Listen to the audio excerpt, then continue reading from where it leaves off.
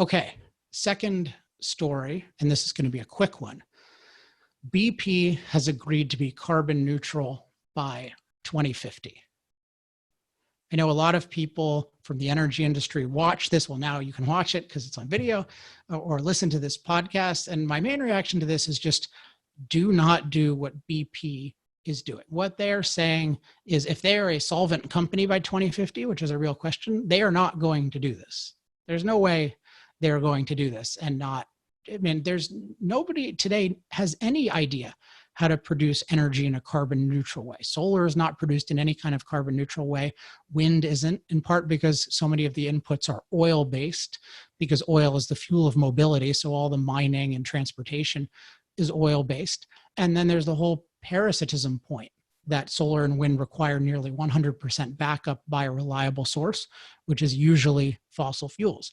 Even nuclear, which is fundamentally the lowest carbon in terms of its potential, it's still nowhere near zero carbon right now. So there's not even one technology now that does it.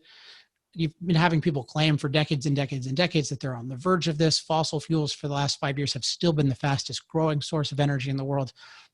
Nuclear is still being suppressed. And notice that BP is not saying, hey, we're going to be a major innovator in nuclear. That would excite me. No, they're saying, no, we're going to do it with renewables, which effectively means solar and wind. So there is no evidence whatsoever that they can do this and be a viable company. It's very possible they'll use different kinds of accounting tricks to do this. But what I would just caution everybody who's considering this to do is this is not, however many cocktail parties BP gets celebrated at, if they get celebrated at any, or at least they get attacked less by Climate Action 100 or one of these gangs that's really focused on eliminating the fossil fuel industry through investor pressure. Whatever they get there, it cannot make up for being unproductive. Like they are committing to an unproductive path going forward. And if you are a company, your number one imperative is be productive, create value in the long-term sense. And what you need to do is figure out how, if people are concerned about emissions, you can factor that in, you can explain what you're doing, but fundamentally, the focus needs to be on long-term value creation. And eliminating fossil fuels from the world in the next 30 years is not consistent with long-term value creation. And if your company is going to be some master of some non-fossil fuel technology, great, but that's not most of your expertise.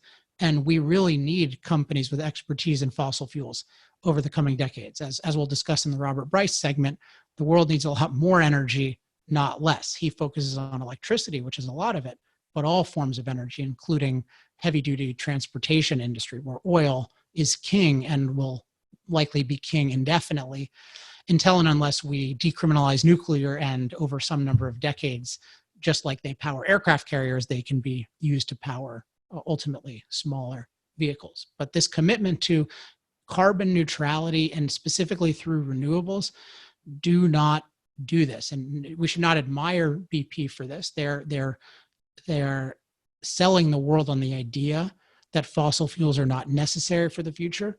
They are affirming not just climate impact or climate change, they are affirming climate catastrophism, which is not a substantiated view because, as I've pointed out many times, we are safer than ever from climate-related deaths. So, and despite decades and decades and decades of predictions that climate mortality will dramatically increase, it's dramatically decreased. Probably many of you have heard this show before, have heard me talk about this many times, but in general, fossil fuels are whatever their defects, and there are some, they are overall making the world a better and better place to live. They're the only source of energy that in the near future can provide low-cost, reliable energy for billions of people in thousands of places around the world for all of the different purposes that we need energy for. And because of that, they are crucial, and their benefits far, far outweigh their side effects. If you're a company and you're interested in how do we position ourselves in this era of investor pressure, I've talked about my approach and my company's approach to this ESG issue, which these sustainability issues are often lumped under. And I refer you to the ESG chess game episode I did. And we'll link to that. And also we will link to a transcript of it.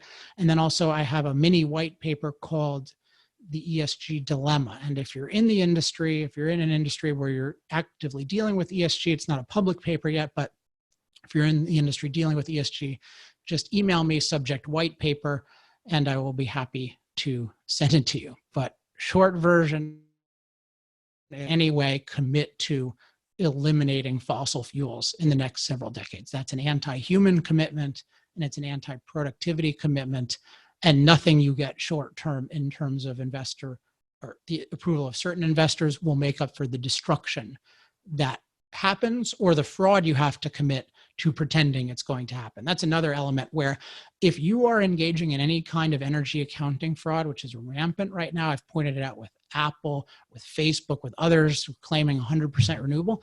If you are engaging in that, you are really vulnerable to a class action lawsuit of people saying, hey, guess what? You're not 100% renewable. And you know what? I would be happy to help the people making that class action lawsuit because there really is a huge amount of fraud over that. So do not make the truth your enemy. Do not commit to getting off fossil fuels. Commit to creating long-term value, including, in most cases, to improving fossil fuels. But that's different than getting off fossil fuels.